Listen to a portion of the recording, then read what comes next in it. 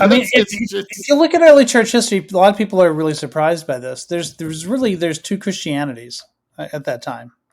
There is Christianity as experienced by Jews at the time, yeah.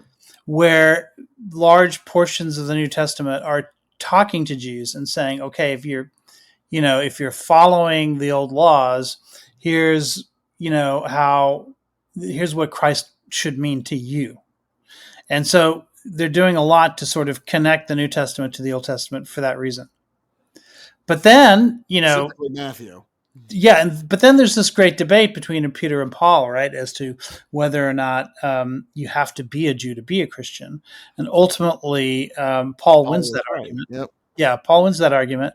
And so they start then telling, Gentiles, okay, here's how to be a Christian. And to them, they don't really bother with the Old Testament. They say, here's Christ, here's what he taught, here's what he means to humankind at large.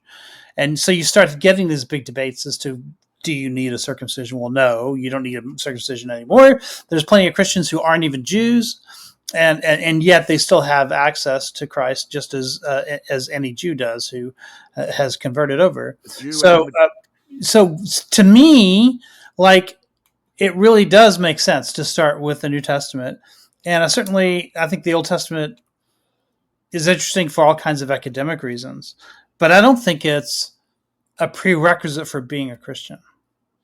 no, but like I do Paul like didn't think so either. Now Peter did for a while think that. now